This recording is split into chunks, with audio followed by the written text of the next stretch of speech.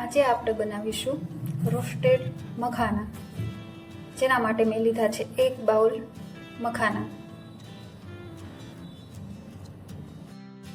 હવે આપણે મખાનાને રોસ્ટ કરીશું। પેન ગરમ થાય એટલે આપણે થોડું ઘી લઈશું।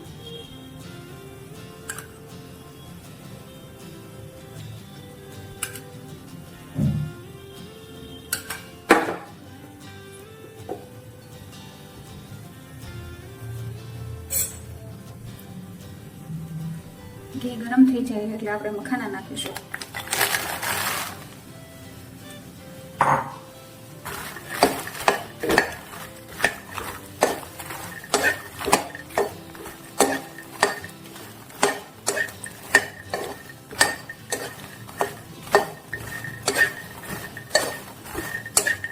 મખાના એકદમ ક્રન્ચી ના થાય ત્યાં સુધી આપણે રોસ્ટ કરવાના છે। મખાના આપણા રોસ્ટ થઈ ગયા છે।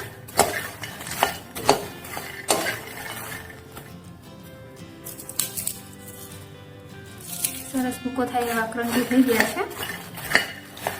હવે આપણે એમાં નિમક નાખીશું થોડું। ગેસની ફ્લેમ સ્લો કરી દેવાની છે।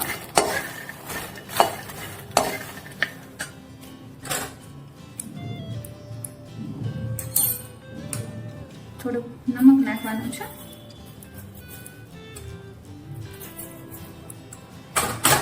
ત્યારબાદ ચાટ મસાલો નાખવાનો છે। હવે આપણે મિક્સ કરી લઈશું।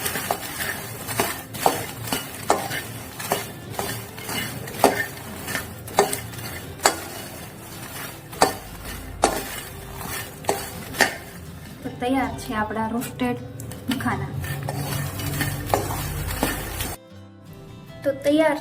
રોસ્ટેડ એન્ડ સોલ્ટેડ મખાના, જે તમે જોઈ શકો છો એકદમ ક્રન્ચી થઈ ગયા છે।